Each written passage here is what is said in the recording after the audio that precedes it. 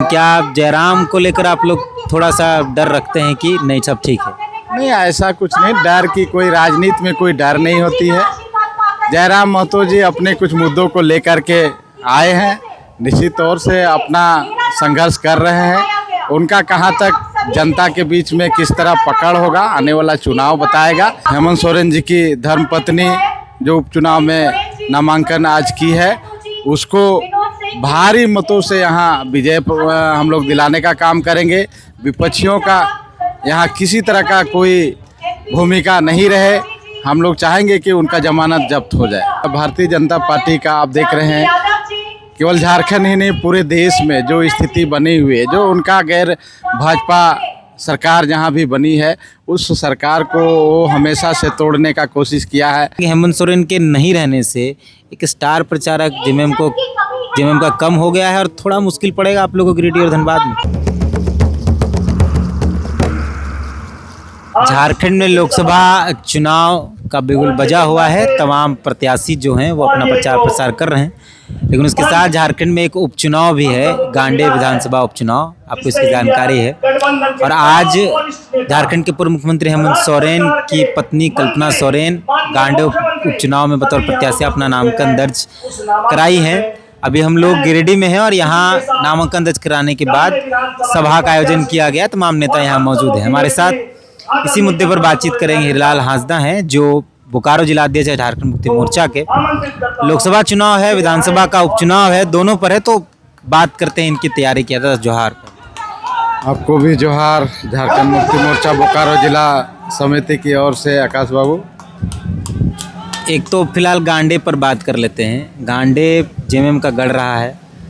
गांडे आप के सालखन सोरेन 4 बार विधायक रहे हैं, उसके बाद सरफराज अहमद विधायक रहे हैं। कितना आसान समझते हैं जीत है कि क्या सोच रहे हैं? देखिए, गांडे ही नहीं पूरा गिरिडीह हमारे आदरणीय दिसम गुरु शिबू सोरेन जी का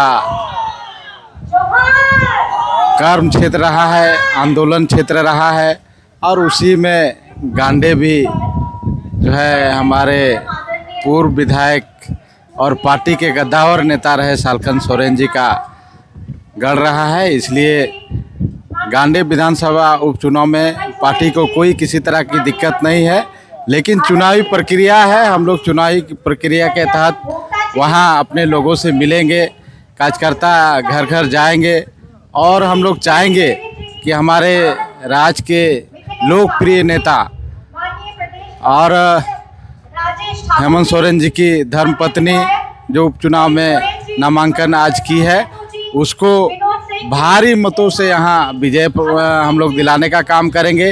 विपक्षियों का यहाँ किसी तरह का कोई भूमिका नहीं रहे। हम लोग चाहेंगे कि उनका जमानत जब्त हो जाए। कई नेता मन से बोल रहे हैं कि कल्पना सोरेन को वोट करिए, जेएमएम को वोट करिए, और जेल में बंद किया गया हेमंत सोरेन को, तो भाजपा को या आप केंद्र सरकार को जवाब दीजिए।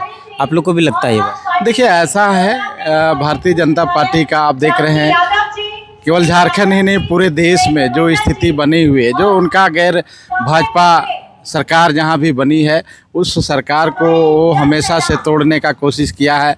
और वहां के जो सरकारें हैं, भारतीय जनता पार्टी का मंशा रहा है कि अपने में, चूँकि लोकसभा चुनाव चल रहा है, कि जितने भी गैर भाजपा शासित राज्य है, वहाँ के राज्यों को, सरकारों को अपने साथ मिला के चुनाव लड़ने का कोशिश कर रहा है। उसी क्रम में यहाँ झारखंड में भी कोशिश किया, कोशिश नाकाम रहा, तो एक आरोप, मनगढ़ंत आरोप लगा करके ईडी के माध्यम से उनको आज जेल के अंदर में रखा गया है। निश्चित तौर से कोर्ट पर हम लोगों को पूरी तरह विश्वास है, और हम लोग सुप्रीम कोर्ट में भी अपील किए हुए हैं। आने वाला समय में बाइज्जत बरी होंगे हमारे नेता, और राज्य में पुनः जो है जिस तरह से विकास की गाड़ी दौड़ रही थी, उसका और दुगुना रफ्तार से चलने का काम करेंगे। विधानसभा उपचुनाव के साथ मतलब लोकसभा का चुनाव भी है। हेमंत सोरेन जब जब बोकारो आते थे, आप उनका स्वागत करने जाते थे और बोकारो में उनके साथ सभाओं में संबोधित करते थे। बोकारो के अंदर सबसे करीबी आपको माना जाता था कि आप हेमंत सोरेन के सबसे करीबी। हेमंत सोरेन जेल में बंद है। बोकारो जो जिला है वो धनबाद लोकसभा भी आता है, गिरिडीह लोकसभा भी आता है। क्या लगता है कि हेमंत सोरेन के नहीं रहने से एक स्टार प्रचारक जेएमएम जेएमएम का कम हो गया है और थोड़ा मुश्किल पड़ेगा आप लोगों को गिरिडीह और धनबाद में? देखिए, हमारे नेता के नहीं रहने से कार्यकर्ताओं को तो खलता जरूर है, लेकिन स्टार प्रचारक नहीं है ऐसा हम नहीं कह सकते हैं। अब हमारे साथ पार्टी के हमारे सुप्रीमो हैं आदरणीय दिसम गुरु शिबू सोरेन जी, राज्य के मंत्री हैं युवा सम्राट बसंत सोरेन जी, और सबसे बड़ी बात जो हमारे लोकप्रिय नेता उनकी धर्म पत्नी भी अब राजनीति में आ चुकी है, जो राज्य ही नहीं पूरे देश में तहलका मचाने जा रही है।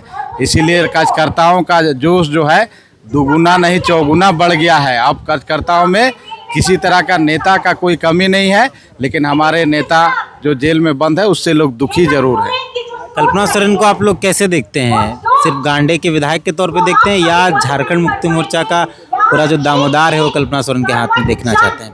नहीं, देखिए, हमारे महिला नेत्री के रूप में जिस तरह से कल्पना सोरेन जी राज्य के राजनीति में कदम रखी है, निश्चित तौर से वो एक राजनीतिक घराने से है और उसको भली भांति जो है कैसे हमारे राज्य के महिलाओं को कैसे हम उसका अधिकार दिलाएंगे, कैसे उनको हम साथ चलेंगे और उनको लेके कैसे चलेंगे वो उनमें है।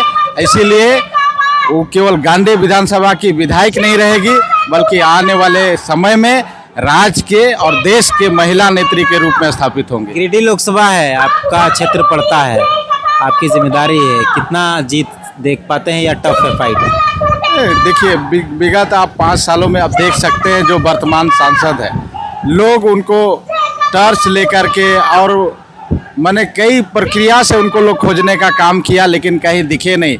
इसलिए हमारा गिरिडीह लोकसभा में हमारे जो प्रत्याशी हैं टुंडी के विधायक आदरणीय मथुरा प्रसाद महतो जी, उनका कार्यशैली विधानसभा और विधायक क्षेत्र में बहुत अच्छा रहा है। निश्चित तौर से लोग चाहेंगे कि हमारा जो सांसद होगा, जो हमारा प्रतिनिधि होगा, वो क्षेत्र का बातों को रखेगा और हमारे लिए काम करेंगे।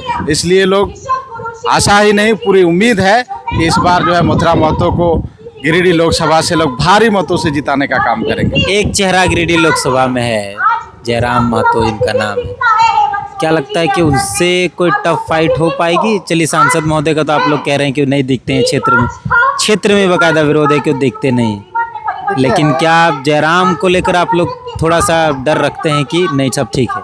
नहीं, ऐसा कुछ नहीं, डर की कोई राजनीति में कोई डर नहीं होती है।